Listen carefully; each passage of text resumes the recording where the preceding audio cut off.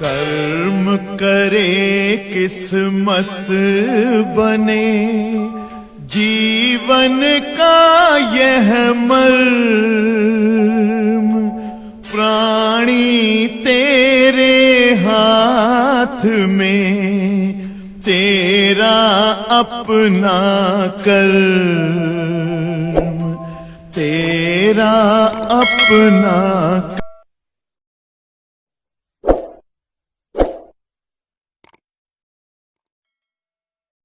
Dear students, today we discuss about atomic structure and spectra, which is the name of new lesson. देखो बच्चों, हम लोगों को chemistry के 2-3 लेसन पढ़ने हैं, जैसे atomic structure, nuclear structure, radio activity, nuclear energy. ये कुल 4 लेसन केमिस्ट्री के हमको यहाँ पर पढ़ने हैं। थोड़ा सा मुझे सपोर्टिंग वे में पढ़ाना रहेगा, क्योंकि ज़्यादातर बच्चे वही सब टॉपिक पढ़ने जा रहे हो जो पढ़े हुए हो। तो यहाँ देखिए जरा बेटा, एटॉमिक स्ट्रक्चर, एटॉमिक स्ट्रक्चर।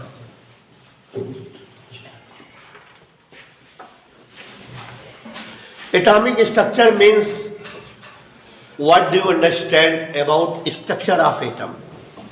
हमारे माइंड में क्वेश्चन क्रिएट हो गया, एटम्स क्या है और एटम्स का स्ट्रक्चर्स क्या हो सकता है। कल थोड़ा कम समय था, जानवी बेटा थोड़ा सा समझाए थे, हम आपको एक्सप्लेन करना चाहे थे कि what's are the atoms, what's are the molecules and what's are the substance.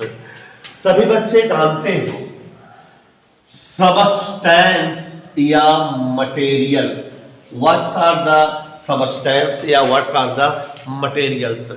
Firstly listen about substance, all the things which have some weight, which occupies place for living and which are known by senses are called substance or materials. Okay बेटा, ऐसी सभी वस्तुएं जिनमें भार होता हो, all the things having wait, ऐसी सभी वस्तुएं जिनमें भार होता हो, which occupies place for living, जो रहने के लिए स्थान घेरती हूं, and which are known by senses, और जिन्हें हम ज्ञानेंद्रियों द्वारा देख सुन खा पी कर महसूस कर सके, दीज आर सब्सटेंस। हम आप कुर्सी बेंच मेज टेबल घर मकान, ऑल द थिंग्स, सब की सब सब्सटेंस होती हैं। और बच्चों, साइंटिस्टों ने बहुत समय पहले से ही यह रिसर्च करना स्टार्ट किया कि ये सब्सटेंस किससे मिलकर बने हैं। अभी हम आपको एक छोटा सा पेपर शीट दे दें, पेपर का टुकड़ा, और उसको आप जो है 2 पार्ट में डिवाइड बड़ी आसानी से कर लोगे। चीर दोगे, 2 पार्ट में बन गया, फिर उसको और 2 पार्ट में और 2 पार्ट में, ऐसे ही जो है अगर आप उस कागज के टुकड़े को चीरते जाओ, छोटे छोटे टुकड़े में करते जाओ, after some time you see there will be a small a tiny part of the paper sheet which cannot be divided by you. Means अगर कोई छोटा सा पेपर का टुकड़ा हो, आप उसको 2 पार्ट में, फिर 2 पार्ट में, फिर 2 पार्ट में करते जाओ, कुछ देर उपरांत कामिल जी एक इतना छोटा टुकड़ा मिल जाएगा which cannot be divided by you, जो आप जिसे डिवाइड नहीं कर सकोगे। इसका मतलब that part is the smallest part of given paper sheet, माने उस पेपर शीट का सबसे छोटा पार्ट है जिसे हम और डिवाइड नहीं कर सकते। और उस तरह के छोटे टुकड़ों को अगर इकट्ठा कर दें तो पूरा का पूरा पेपर शीट बन जाए। तो smallest part of substance by which substance are created, substance are builted is known as molecules. ठीक है, तो किसी पदार्थ का सबसे छोटा टुकड़ा मॉलिक्यूल्स होता है, जो इकट्ठा होकर के पूरे के पूरे सबस्टेंस का निर्माण फिर से कर देते हैं। All the molecules of any material or substance are of same properties, same nature, same qualities, same behaviours. मतलब बेटा किसी सबस्टेंस या मटेरियल के जितने भी पार्टिकल्स होते हैं वो सबके सब same nature, same property, same behaviour के होते हैं। For example, if you have molecules of iron, then all molecules of iron are of same color, weighted and containing property of conduction of heat and electricity। मतलब iron का अगर कोई molecules हो तो जितने भी मॉलिक्यूल्स आयरन के होंगे सब एक जैसे कलर के होंगे, भारी होंगे और सब इलेक्ट्रिक और हीट के कंडक्टिव प्रॉपर्टी मतलब सेम नेचर रखते होंगे। लेकिन सिल्वर के जितने मॉलिक्यूल्स होंगे वो सिल्वर के लिए तो सेम नेचर रखते होंगे लेकिन आयरन से डिफरेंट नेचर रखते होंगे। तो कहने का मतलब हुआ molecules of any materials are of same nature, same behaviour, but molecules of different materials shows different behaviors, different natures and different properties। समझ में आया बेटा? एक ही पदार्थ के सारे गुणों में समानता होती है।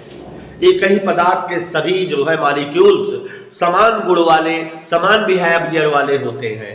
भिन्न भिन्न पदार्थों के मॉलिक्यूल्स डिफरेंट प्रॉपर्टीज वाले होते हैं। यही समझ में आया? फिर जो है बेटा लांग एगो a famous scientist mister Dalton, हमने आसिफ सिराजुद्दौला का ये सब समझाया था ना। एक फेमस वैज्ञानिक हुए हैं mister Dalton, John Dalton. Dalton ने मॉलिक्यूल को भी डिवाइड कर लिया और he found a smallest part which is known as atom, and when atoms collected then molecules created, and when molecules collected then substance created। means अब जो है किसी सबस्टेंस का सबसे छोटा पार्टिकल डाल्टन के द्वारा खोज लिया गया जो था एटम। एटम से मिलकर मॉलिक्यूल्स बनते हैं, मॉलिक्यूल से मिलकर सबस्टेंस। समझ में आया बेटा? And hence atoms are the tiniest particle of any substance. According to mister Dalton atoms are undivisible, इन्हें डिवाइड नहीं किया जा सकता।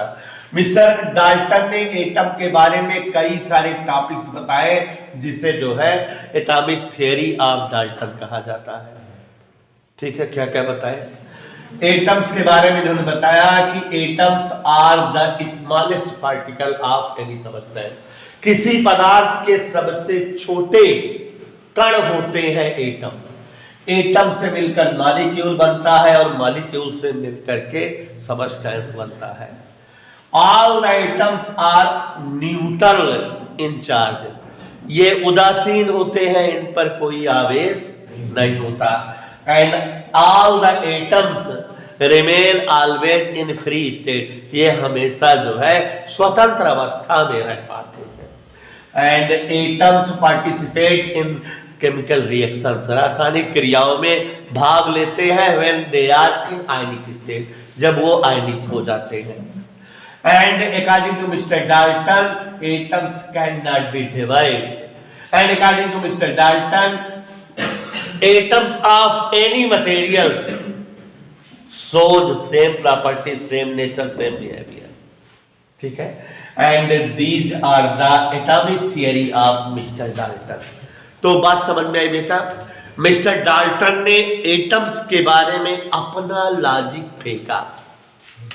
According to mister Dalton atoms are the smallest particle of any substance. Atoms of any materials contain same property, same nature, same behaviour. माने दुनिया के किसी भी पदार्थ के एटम एक जैसे गुण वाले होते हैं। Atoms always remain in freely state, हमेशा परमाणु या एटम स्वतंत्र अवस्था में रहते हैं।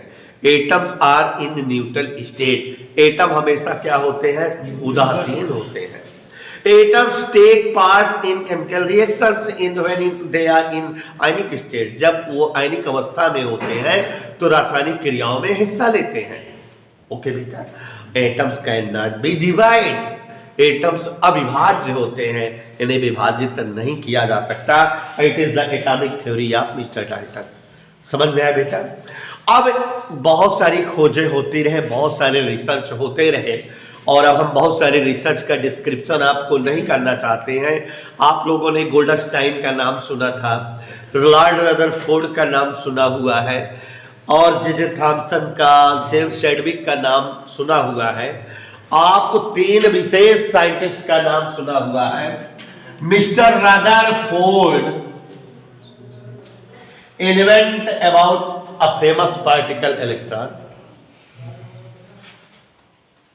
नहीं, proton, and Mr. J.J. Thomson, a famous scientist who invent a famous particle known as electron, and famous scientist James Chadwick, who was the founder of smallest and neutral particle, discoverer of neutral particle, neutron. Okay. After the logic of Mr. Dalton, 3 famous scientists who invented famous particle electron, neutron, proton. A famous scientist, namely Lord Rutherford, who invented very special and important and necessary particle proton of atom. And Mr. J.J. Thomson invented necessary particle of atom as electron, and Mr. James Chadwick invented particle of atom as neutron. मतलब कि J.J. Thompson ने परमाणु के अनिवार्य कण electron की खोज की, और एटम के अनिवार्य या नेसेसरी पार्टिकल प्रोटॉन की खोज लॉर्ड रदरफोर्ड ने की, और एटम के कण, अनिवार्य नहीं बोल रहे हैं, एटम के कण न्यूट्रॉन की खोज जब जेम्स चैडविक ने की, तो theory of Dalton become false again, या completely destroyed, because he said atoms are indivisible, but these 3 scientists divide the atoms into 3 parts.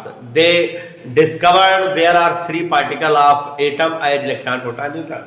जब इलेक्ट्रॉन, प्रोटॉन, न्यूट्रॉन की खोज इन तीनों वैज्ञानिकों द्वारा हो गई, तो जो है उनकी एटॉमिक थ्योरी गलत साबित हुई, वो खंडित हो गई, उनके कथन जो है रंग सत्यापित हुआ, और तब साइंटिस्टों ने एटम के स्ट्रक्चर के बारे में सोचना स्टार्ट किया। Some scientist hypothesised about the structure of atom by their own logic.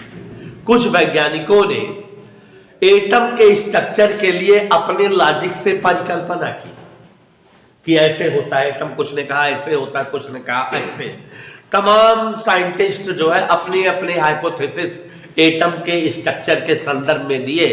कुछ साइंटिस्टों की hypothesis for the structure of atom मानी गई, तर्कपूर्ण थी, सही स्ट्रक्चर के करीब थी। नहीं समझे? बहुत सारे, there are so many scientist who explained about the structure of atom, but someone gives the structure of atom which is much true at the real structure of atom। समझ में आ रहा बेटा?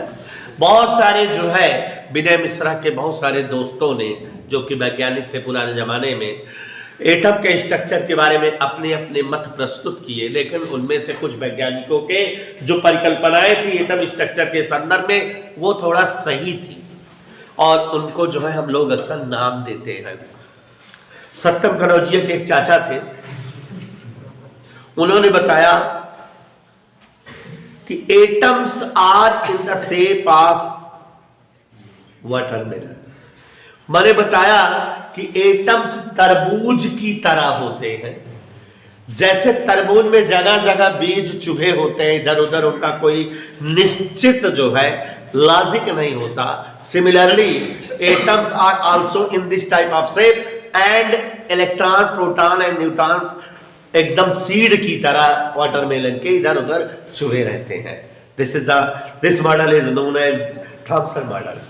ठीक है, ऐसे ही नागाओका एक साइंटिस्ट थे, सत्यम के कुछ लगते थे, तो उन्होंने एक्सप्लेन किया कि एटम जो है खरबूजे के आकार का होता है। जैसे खरबूजे में चारों तरफ जो है गूदा और बीच में सारा बीज इकट्ठा होता है, वैसे ही एटम भी सिमिलर इसी शेप में होता है। सारे के सारे इलेक्ट्रॉन, प्रोटॉन, न्यूट्रॉन जो इसके पार्टिकल्स होते हैं वो बीच में एक जगह कंसंट्रेटेड होते हैं। All the particles of atom as electron, proton, neutron are concentrated in a special place of atom, and this is the atomic structure given by Mr. Nagaoka. किसने? नागाओका जापानी शास्त्री थे। फिर ऐसे ही किसी बंदे ने एटम का स्ट्रक्चर बताया कि एटम जो है सैटर्न प्लैनेट की तरह होता है। जैसे सैटर्न प्लैनेट में प्लैनेट के चारों ओर जो है गैसों का रिंग या वलय होता है, उसी तरह से atom is also in that type of shape and its electron, proton, neutron are in the ring shape around the atom, like Saturn planet. Shani ग्रह की तरह एटम का आकार होता है, इलेक्ट्रॉन, प्रोटॉन, न्यूट्रॉन इसके चारों ओर वलय या रिंग के रूप में रहते हैं, जैसे सैटर्न प्लैनेट होता है। तो these are the some hypothesis for the structure of atom given by some scientist. तो ये कुछ वैज्ञानिकों द्वारा की गई परिकल्पनाएं थी एटम के स्ट्रक्चर के रूप में। आपने देखा कि इनमें से ऐसी कोई परिकल्पना नहीं है जो प्रैक्टिकली या एक्सपेरिमेंटली हो। अब scientist mister Rutherford who gave the structure of atom was the first scientist who defined structure of atom by giving an experiment। पहले वैज्ञानिक रदरफोर्ड जी थे जिन्होंने प्रायोगिक प्रयोग करके प्रयोग के आधार पे स्ट्रक्चर एटम का डिफाइन किया, एटम का स्ट्रक्चर एक्सप्लेन किया। पहले साइंटिस्ट थे रदरफोर्ड जी जिन्होंने एटम के स्ट्रक्चर को एक्सप्लेन करने के लिए एक्सपेरिमेंट की मदद ली। एक्सपेरिमेंट करके इन्होंने जो है बकायदा एक्सपेरिमेंट के बाद डिफाइन किया स्ट्रक्चर ऑफ एटम, और रदरफोर्ड ने जो स्ट्रक्चर ऑफ एटम दिया उसको सभी लोगों ने जो है माना, एक्सेप्ट किया। बाद में उसमें कुछ सुधार भी हुए और आज भी वही स्ट्रक्चर वैलिड है जो रदरफोर्ड ने शुरुआत की थी। थोड़ा सुधराया है लेकिन है वही। तो एटम के स्ट्रक्चर को डिफाइन करने के लिए मिस्टर रदरफोर्ड ने बकायदा एक जो है फुल प्रूफ प्लानिंग के साथ एक्सपेरिमेंट करके डिफाइन किया स्ट्रक्चर ऑफ एटम, और उनके एक्सपेरिमेंट को बोला जाता है Rutherford's alpha particle scattering experiment. इनका एक्सपेरिमेंट बहुत फेमस है केमिस्ट्री में। Rutherford alpha particle scattering experiment, Rutherford alpha particle scattering experiment. ठीक है, तो थोड़ा सा बता देना चाहता हूँ रदरफोर्ड के अल्फा पार्टिकल एक्सपेरिमेंट के बारे में, उसके बाद फिगर बना के खूब अच्छे से देख समझ करके चला जाएगा। ठीक बेटा, mister Rutherford defined when, listen me, mister Rutherford shortly पहले सुन लो फिर खूब डीप में जाके समझा जाएगा। Mister Rutherford defined when alpha particles bombarded on any gold foil, मतलब अगर स्वर्ण धातु की कोई एक पतली झिल्ली या पन्नी हो और उस पर अल्फा कणों की बमबारी हो, फेंका जाए बंदूक भर के, when alpha particles bombarded on the gold foil, then some alpha particle passes straightly to the gold foil and some deflected making some angle from their direction. क्या समझे बताओ? ये गोल्ड फॉयल है और इस पर व्हेन अल्फा पार्टिकल बम्बार्डेड तो some alpha particle passes straightly through the gold foil, सीधे सीधे निकल जाते हैं, but some alpha particle deflected, shows deflection, अपने मार्ग से विचलन दिखाते हैं, मेकिंग सम एंगल, कुछ एंगल बनाते हुए। कोई अल्फा पार्टिकल 30 डिग्री एंगल बनाते हुए मुड़ जाता है, कोई अल्फा पार्टिकल 90 डिग्री एंगल बनाते हुए मुड़ता है, कोई अल्फा पार्टिकल 120 डिग्री से मुड़ता है, कोई अल्फा पार्टिकल 180 डिग्री से मुड़ता है। ठीक है ना? When alpha particle bombarded on any gold foil, then some alpha particles shows deflection from their direction, making some angles. कुछ अल्फा पार्टिकल अपनी दिशाओं से कुछ एंगल बनाते हुए डिफ्लेक्शन सोच करते हैं। This event is known as alpha scattering, and the experiment for this event is known as alpha particle scattering experiment. समझ में आया बेटा? स्वर्ण धातु की पतली पन्नी पर जब अल्फा किरणों की बमबारी की जाती है तो अधिकांश अल्फा कण अपनी दिशाओं से कुछ कोण बनाते हुए विचलित हो जाते हैं। अल्फा कणों का अपनी दिशाओं से कोण बनाते हुए विचलित हो जाना अल्फा किरण प्रकीर्णन कहलाता है, अल्फा स्कैटरिंग कहलाता है, और यह प्रयोग अल्फा पार्टिकल स्कैटरिंग एक्सपेरिमेंट कहलाता है। समझ में आया बेटा? showing deflection from their direction, making some angle is called alpha scattering. Okay, and this experiment is known as alpha particle scattering experiment. तो अल्फा पार्टिकल स्कैटरिंग एक्सपेरिमेंट किया है Rutherford चर्चा ने, और इस प्रयोग के आधार पर कंक्लूजन के रूप में दे डिफाइंड स्ट्रक्चर ऑफ एटम। इस प्रयोग के आधार पे उन्होंने स्ट्रक्चर डिफाइन किया एटम का। तो अब जरा ध्यान से समझिए कि रेडियो एक्टिव मटेरियल, आप जानते हैं रेडियो एक्टिव मटेरियल क्या होते हैं? Some materials when they are put in air they emitted some rays of different colours. कुछ पदार्थ ऐसे होते हैं जो हवा में रखे जाते हैं ओपनली, तो वो जो है किसी न किसी कलर की किरणें निकालते रहते हैं and become finish after some time due to emission of these rays. This type of materials are known as radioactive materials, and the rays are known as radioactive rays, and this phenomenon is known as radioactivity. मतलब there are some materials which when put in air freely then they emitted some rays of any colors, किसी न किसी colour की raise emit करते रहते हैं and destroy after some time due to the emission of rays. इन किरणों के निकलते रहने के कारण कुछ समय पश्चात समाप्त हो जाते हैं। ऐसे मटेरियल क्या कहलाते हैं? This type of material are known as radioactive material and this event is known as radioactivity and the rays are called radioactive rays. और आप लोगों ने पढ़ा होगा कि रदरफोर्ड ने सबसे पहले इसको बेक्यूरेल इन्वेंट किए थे और रेडियो एक्टिविटी को, और इन रेज को बेक्यूरेल रेज या रेडियो एक्टिव रेज कहा जाता है। और बाद में रदरफोर्ड ने इन बेक्यूरेल रेज को डिफाइन किया कि बेक्यूरेल रेज या radioactive rays are of 3 types, alpha rays, beta rays, gamma rays. और आपको यह भी एक्सप्लेन किया होगा कि अल्फा, बीटा, गामा डीके होता है तो वो न्यूक्लियस एटम का जो है चेंज होता रहता है और अनस्टेबल न्यूक्लियस से स्टेबल न्यूक्लियस की ओर कन्वर्ट होता रहता है। इसका मतलब अस्थायी नाभिक से स्थायी नाभिक की संरचना पाता रहता है, उसका आकार चेंज होता रहता है। तब तक चेंज होता है जब तक वो स्टेबल स्ट्रक्चर ना गेन कर ले।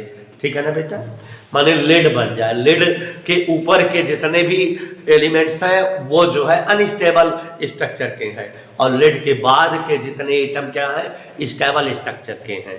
ठीक है, रेडियो एक्टिविटी में डिटेल में पढ़ाऊंगा, बस इतने जान लीजिए कि जो है हैवी न्यूक्लियस वाले जो एलिमेंट्स होते हैं वो अनस्टेबल होते हैं लेड के ऊपर वाले, क्योंकि उनमें जो है ratio of proton and neutron is not equal to 1:1। जब जो है किसी न्यूक्लियस में प्रोटॉन और न्यूट्रॉन का रेशियो 1:1 नहीं रहता तो ऐसे न्यूक्लियस अनस्टेबल होते हैं और वो जो है डिवाइड होते रहते हैं, टूटते रहते हैं अनस्टेबल से स्टेबल न्यूक्लियस के स्ट्रक्चर को गेन करने के लिए, और वही रेडियो एक्टिविटी होती है बाय द वे। ठीक है ना बेटा, तो अब यहाँ पर हम बता रहे थे कि ऐसे कुछ मटेरियल्स होते हैं जो रेडियो एक्टिव मटेरियल्स होते हैं। आपने नाम सुना होगा एफ क्यूरी और जूली क्यूरी, मतलब हस्बैंड वाइफ थे दोनों लोग, who invented radio active material polonium. उन्होंने पोलोनियम रेडियो एक्टिव मटेरियल की जो है खोज की थी, है ना। एक अपने कंट्री का नाम था उनके पोलैंड, उसी के नाम पर पोलोनियम रख दिया था। एक जो है रेडियो एक्टिव मटेरियल की उन्होंने खोज की थी। आर्टिफिशियल रेडियो एक्टिविटी के फाउंडर थे क्यूरी, मैडम क्यूरी और उनके हस्बैंड पियरे क्यूरी। ठीक है, जूली और पियरे दोनों हस्बैंड वाइफ का नाम था। तो जैसे बेकुरेल कौन थे, बेकुरेल जो है रेडियो एक्टिविटी के फादर थे। Becquerel invent about radioactivity, radioactivity के जनक कौन थे, बेकुरेल, सबसे पहले उन्होंने बताया था। लेकिन आर्टिफिशियल रेडियो एक्टिविटी के जनक कौन है, madam Curie and Pierre Curie. ठीक है, तो ये दोनों हस्बैंड वाइफ जो है आर्टिफिशियल रेडियो एक्टिविटी की इन्वेंशन किए हैं, और पोलोनियम और रेडियम जैसे दो रेडियो एक्टिव एलिमेंट की भी इन्वेंशन किए हैं। तो mister Pragyan, Pierre Curie and madam Curie both invented two artificial radioactive material named as radium and polonium. ठीक है बेटा, तो पोलोनियम क्या है, आर्टिफिशियल रेडियो एक्टिव मटेरियल है, इसमें भी रेडियो एक्टिविटी की प्रॉपर्टी होती है। ठीक, मतलब अगर रेडियो एक्टिव मटेरियल कहीं रख दिया जाता है तो उनसे क्या निकलते रहते हैं, radioactive rays, alpha rays, beta rays, gamma rays. तो रदरफोर्ड जी जो है कांच का एक बर्तन लिए, क्या, और उस बर्तन में इन्होंने पोलोनियम रख दिया। अब समझ गए पोलोनियम क्यों रखा, क्योंकि ये रेडियो एक्टिव मटेरियल था और इससे जो है इनको धुआंधार अल्फा रेज मिलेंगे, और जब अल्फा रेज मिलेंगी उसको बम्बार्डेड करेंगे किसी गोल्ड फॉयल पर, और फिर उसके बाद अल्फा स्कैटरिंग देखेंगे और उसको मीजर करेंगे कैसे हो रहा है, क्या हो रहा है, और कंक्लूजन के रूप में एटॉमिक स्ट्रक्चर को डिफाइन करेंगे। यही बताना चाहता हूं मैं, समझ में आई बात बेटा। तो एक बार हमारी बात फिर से हो जाए, जयब जी। According to mister Rutherford, when alpha particles bombarded on any gold foil, then some alpha particles shows deflection from their path, making some angle. This event is known as alpha scattering, and this experiment of Mr. Rutherford is known as alpha particle scattering experiment. और इस experiment के द्वारा mister Rutherford conclusion के रूप में atomic structure को explain किए। ठीक है, for alpha particle scattering experiment Rutherford setup a special type of operators, विशेष प्रकार का उपकरण एडजस्ट किया। केमिस्ट्री में थोड़ा दूसरे टाइप का ऑपरेटर्स देखोगे, यहां हम दूसरे टाइप का दिखा रहे हैं। Firstly he took a glass vessel,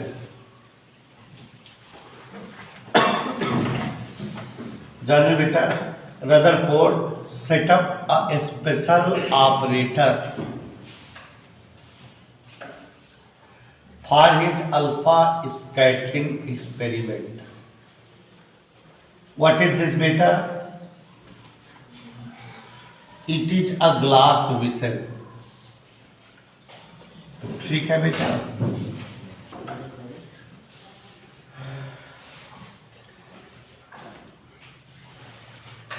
it is a glass vessel. In this vessel, Mr. Rutherford placed a special radioactive material, polonium. Since it is radioactive material, hence alpha, beta, gamma particles are emitted from this radioactive material. इस particle से उत्सर्जित होगी, निकलेगी। ठीक बेटा, in the path of these alpha rays he placed a lead plate. क्या?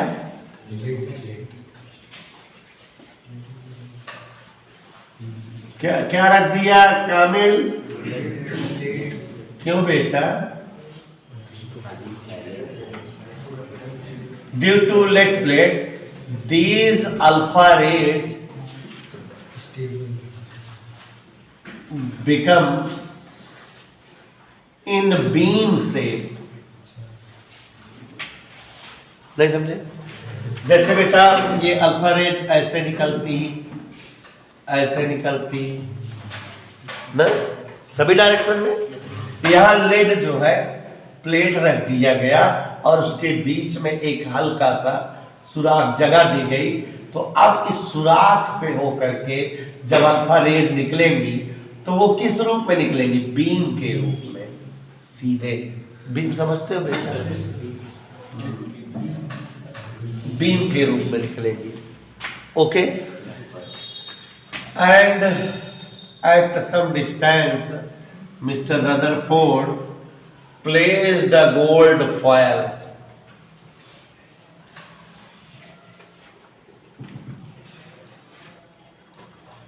When this beam of alpha rays collide from gold foil,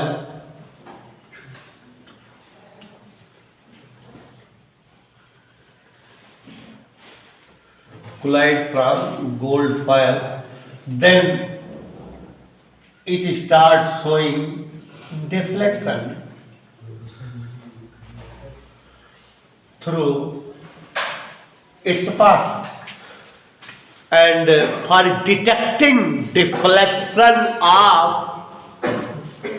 alpha particles, माने इनका डिफ्लेक्शन या इनकी स्कैटरिंग मेजर करने के लिए, पहचानने के लिए ही सेटअप अ सर्टेन क्या स्क्रीन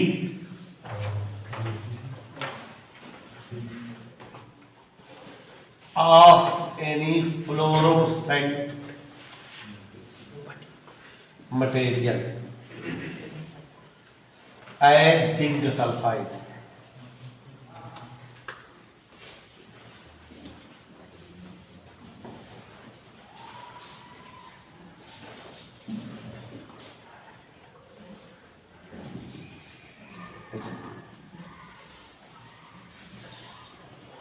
यहाँ लेप लगा दिए बेटा, किस चीज का? Zinc sulphide is what? Fluorescent material. Fluorescent material जानते बेटा क्या होता है? कोई बच्चा फ्लोरोसेंट मटेरियल बता सकता है? Yes sir. बोलो बेटा। इस पर पार्टिकल के जाने पर स्पार्क निकलता है, चमकते हुए। चमक जाए।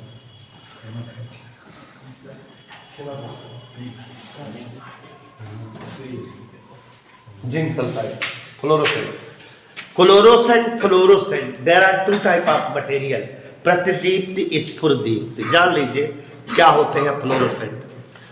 Such type of material, if on which ray of light of any intensity incident, then they absorb this ray of light and after some time they start emitting ray of light of increased intensity are called fluorescent। नहीं समझे बेटा? कुछ पदार्थ ऐसे होते हैं कि जिन पर प्रकाश आपतित कराते रहो तो उस प्रकाश को अवशोषित करते रहते, अब्जॉर्ब करते रहते हैं, और जब आप प्रकाश गिराना बंद कर दो तो उनसे फिर से वो प्रकाश जो है निकलने लगता है, और ज्यादा इंटेंसिटी का, बड़ी हुई इंटेंसिटी का, तो चमकते हैं। दो तरह के होते हैं, there are two type of this type of material, fluorescent, chlorescent. Fluorescent क्या है? Fluorescent are the such type of materials on which when any ray of light of some type of intensity incident, then they absorb this light and emit higher intensity of light। मतलब ऐसे पदार्थ जिन पर किसी intensity का light गिराओ और उस intensity वाले light को ऑब्जर्व करके उससे बढ़ी हुई इंटेंसिटी का प्रकाश निकालते रहे, till you are incidenting the ray of light, तब तक निकाले जब तक आप इन पर प्रकाश गिराते रहो। तो ऐसे मटेरियल फ्लोरोसेंट होते हैं। लेकिन कुछ पदार्थ ऐसे भी होते हैं कि अगर उन पर आप प्रकाश गिराना बंद कर दो फिर भी वो प्रकाश निकालते रहते हैं, ऐसे मटेरियल फ्लोरोसेंट होते हैं। मतलब अगर कोई पदार्थ है उस पर जो है लाइट मारो और उस लाइट को ऑब्जर्व करे और बड़ी हुई इंटेंसिटी का प्रकाश निकालता रहे, लेकिन तभी तक निकाले जब तक आप लाइट देते रहो इस पर, तो इट इज फ्लोरोसेंट। और अगर लाइट आप बंद कर दो, कोई मटेरियल ऐसा है तब भी निकालता रहे, लाइट इंसिडेंट करने के बाद भी निकालता रहे, तो ऐसे मटेरियल क्या होते हैं? क्लोरोसेंट। इनका यूज आप देखे हो? नहीं देखे हो? चलो मैं दिखाता हूं आज सबको। देखो बेटा, जब आप कहीं जाने लगो तो आपके रास्ते में इंडिकेटर्स लगे रहते हैं। Pratapgarh 30 kilometre, Allahabad 60 kilometre, indicators बने रहते हैं, ग्रीन ग्रीन प्लेट पर बने रहते हैं सिंबल्स, उनमें कोई बल्ब नहीं लगी होती है, लेकिन रात में चमकते हैं, दूर से दिखता है कि यह निशान है, वो निशान है। क्यों बेटा? क्योंकि जो हेडलाइट्स जाती हैं उन पर प्रकाश पड़ता है तो उस प्रकाश को अवशोषित कर लेते हैं और उससे बड़ी हुई इंटेंसिटी का प्रकाश निकालते हैं। गाड़ी चली जाती है उसके बाद भी निकालते रहते हैं, तो इसलिए कुछ देर तक वो चमकता रहता है। जहां लाइट वाइट की व्यवस्था नहीं होती, बिजली नहीं रहती, वहां आजकल नए सिस्टम में सड़कों के बीचों बीच में छोटी छोटी डिबिया लगाई रहती है रेड कलर की, रात को रेड कलर की चमकती, लगता है जैसे लाइट लगी हुई है, वो लाइट नहीं है, क्लोरोसेंट मटेरियल की बनी हुई वो प्लेट्स हैं, चिपका दी गई हैं, और वो जो है लाइट ना रहने पर चमकती है, मतलब पता लगता है रहते कि यहाँ सड़क है, ज्यादा कुछ और नहीं। अगर आप कभी बिहारगंज गए हो इधर साइड, तो बिहारगंज पुल जैसे क्रॉस करो तो सड़क पर बहुत सारी क्लोरोसेंट मटेरियल की ऐसे छोटी छोटी डिबिया लगी, क्योंकि वहाँ लाइट नहीं है, इधर उधर पोल्स नहीं है, तो रात में जब गाड़ी उड़ जाती है तो रात में चमकता है, तो समझ में आता है कि इधर इधर सड़क है। या इलाहाबाद या हायर सिटीज जो होती हैं, जैसे पीवीआर वगैरह जो इलाहाबाद में है, तो पीवीआर चौराहे पे आसपास, दोनों चौराहे पर, सुभाष चौराहे वगैरह पे बीचों बीच में से छोटी छोटी डिबिया सड़क पर लगी है। आप लोग देखते होगे, समझते होगे कि बल्ब है, जल रही है, चमकती है, तो लाइट नहीं है, वो सब क्या है बेटा? क्लोरोसेंट मटेरियल से रंग करके लगा दी गई है, लाइट के कारण चमकती है। क्लोरोसेंट फ्लोरोसेंट क्लियर हुआ? दोनों का एक ही काम है। Fluorescent are such type of materials when light incident on the surface of fluorescent material, then fluorescent materials are such type materials, they absorb the light and emit higher intensity of light, but जब तक आप प्रकाश incident कराते रहोगे तभी तक निकालते हैं। लेकिन क्लोरोसेंट प्रकाश इंसिडेंट बंद होने के बाद भी निकालते रहते हैं। इधर ओके? तो रेड वाला क्लोरोसेंट है, ग्रीन वाला फ्लोरोसेंट है। जिंक सल्फाइड स्पेशल और अच्छे टाइप का फ्लोरोसेंट मटेरियल होता है। तो नाउ लुक हियर, जब इस पर कोई चीज प्रकाश जैसी पड़ती है तो चमकते हैं। तो mister Rutherford setup a special type of operators for the proof of his alpha particle scattering experiment. By this type of operators you can measure alpha scattering. Alpha scattering को मेजर कर सकते हो। What is alpha scattering? When alpha particle collides on any gold foil, then they shows deflection from their direction making some angle, it is called scattering. समझ रहे बेटा? तो चलिए देखते हैं। Here it is a glass vessel in which polonium is placed as radioactive material, you can say it is the source of alpha particle. नहीं समझे? इसी से तो अल्फा पार्टिकल निकलेंगे बेटा, तो it is the source of alpha particle. Okay, and when alpha particles are emitting from this polonium, then due to lead plate, these alpha particles become in a beam shape. ठीक है, and when these alpha beams collide with the gold foil, AU foil, then they shows deflection making some angle. ये वाला कुछ angle बना के, ये वाला कुछ एंगल बना के. और when these alpha particles collide from a screen which is coated with zinc sulfide, then they shows brightness, चमक. और हम इसको यहाँ से या यहाँ से मेजर कर लेते हैं कितने एंगल पर ये जो है मुड़े हैं. जैसे यहाँ से यहाँ तक मतलब कितना एंगल मुड़ा हम मेजर कर लेंगे. तो इट इज द जो है operators settled bye mister Rutherford for his alpha scattering experiment. अब आप लोगों ने पढ़ा होगा कि अल्फा स्कैटरिंग एक्सपेरिमेंट का ऑपरेटर जब उन्होंने सेटअप किया तो अल्फा स्कैटरिंग होती कैसे है. यहाँ आपको दिखा रहे हैं कि अल्फा पार्टिकल मतलब बेटा ऐसे बहुत सारे जो है प्लस पार्टिकल, अल्फा पार्टिकल में 2He4, ठीक है.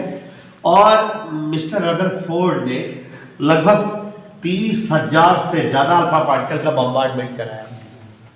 ठीक है, तो देखा कि जैसे जो है ये कोई गोल्ड फॉयल हो, ठीक बेटा, तो ज्यादातर अल्फा पार्टिकल अपने जो है पथ से सीधे गोल्ड फॉयल को क्रॉस करते हुए निकलते हैं. कुछ अल्फा पार्टिकल अपने पथ से डिफ्लेक्शन सोच किए, कुछ एंगल बनाते हुए मेंटेन हो गए. कुछ अल्फा पार्टिकल बहुत ज्यादा डिफ्लेक्शन सोच किए अलग अलग डिग्री पर. 30,000 में कोई एकाध अल्फा पार्टिकल था जो 180 डिग्री का जो है डिफ्लेक्शन सोच किया. यहाँ जहां पर जो है यहाँ जो है 180 डिग्री का डिफ्लेक्शन दिखा, इस विशेष प्लेस को उन्होंने विशेष नेम दिया था nucleus. It is the alpha scattering. Conclusion के लिए रदरफोर्ड का अल्फा स्कैटरिंग आपने ऐसे ही पढ़ा होगा. तो देखो जरा, मिस्टर रदरफोर्ड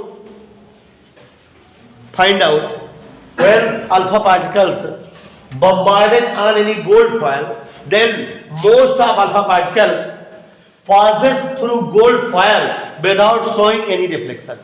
ज्यादातर अल्फा पार्टिकल इस गोल्ड फॉयल को क्रॉस करते हुए पार कर गए बिना कोई जो है डिफ्लेक्शन दिखाए. Some alpha particle shows some deflection making 30, 180, 90, 50 angles. Some alpha particle shows 180 degree deflection and return back one alpha particle in nearly 30,000 alpha particles. ठीक है, तो अब यहाँ इस चीज को देख करके कंक्लूजन के रूप में 4-5 टॉपिक बताया.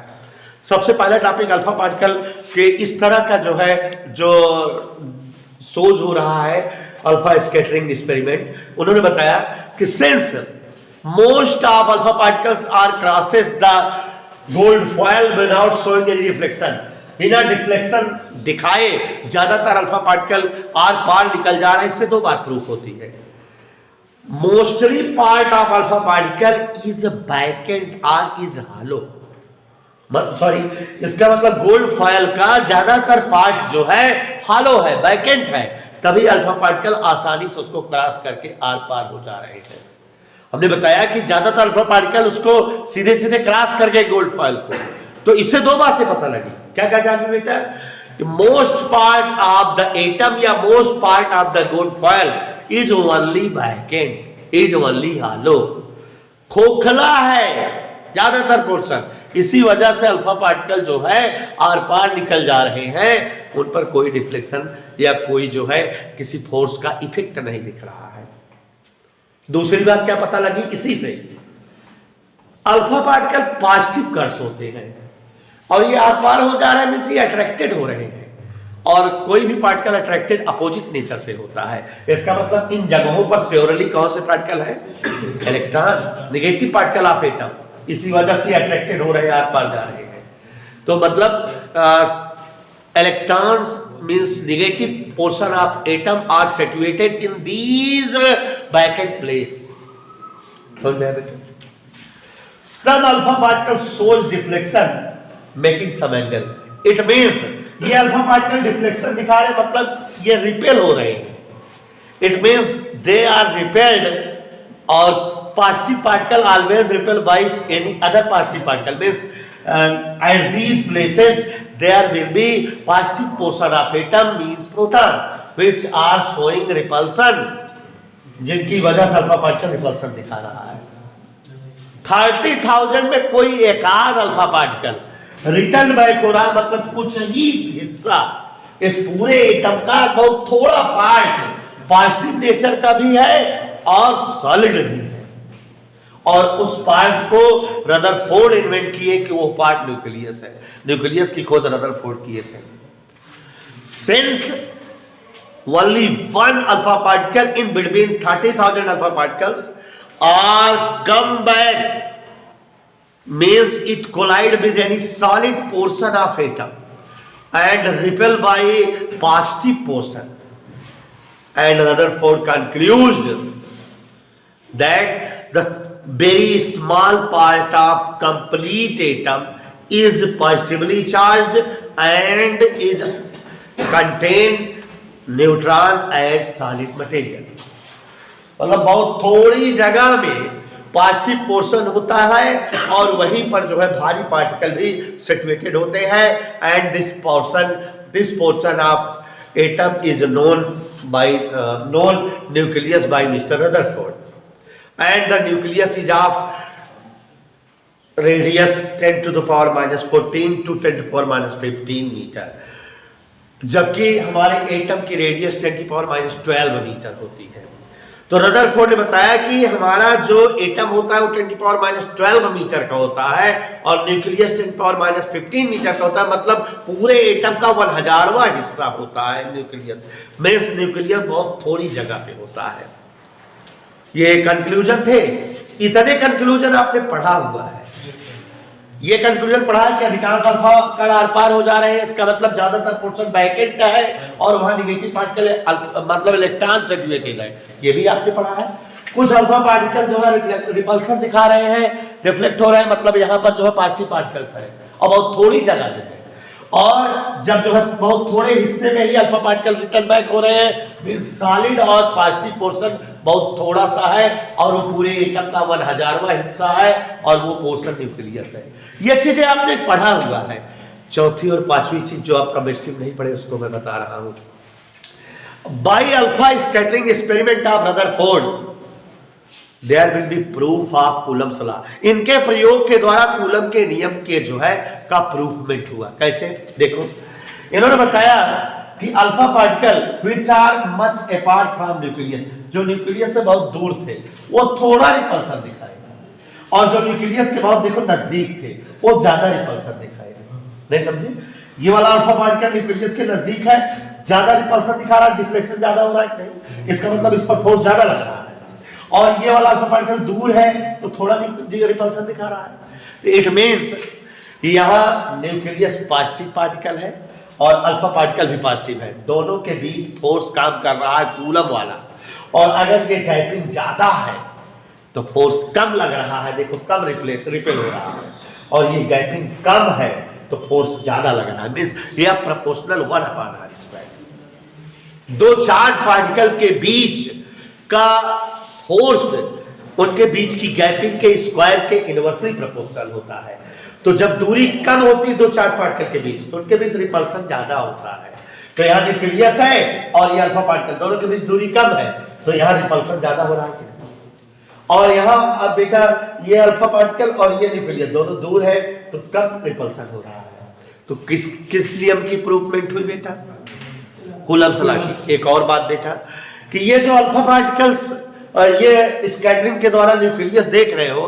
रदरफोर्ड ने जब अलग अलग मेटल की फॉयल यूज किया तो देखा कि number of alpha scattering particles differ, मतलब अलग अलग धातुओं में अल्फा जो है अलग अलग मात्रा में प्राप्त हुए। इसका मतलब दुनिया के जितने मेटल्स हैं सबका न्यूक्लियस एक जैसा साइज और शेप का नहीं होता। Each metals contain different type of nucleus having different structure and different charges. मतलब ये बात सत्यापित हुई, दुनिया के सभी न्यूक्लियस अलग अलग मेटल के डिफरेंट चार्जेज के होते हैं और डिफरेंट साइज के होते हैं। ये कितना कंक्लूजन को बेटा 5, आप लोगों ने 3 पढ़ा होगा तो हमने 5 बता दिया, फिजिक्स में 5 है। रदरफोर्ड के अल्फा स्कैटरिंग एक्सपेरिमेंट से न्यूक्लियस की खोज हुई और यह भी पता लगा कि अलग अलग मेटल के न्यूक्लियस अलग अलग साइज और चार्ज के होते हैं।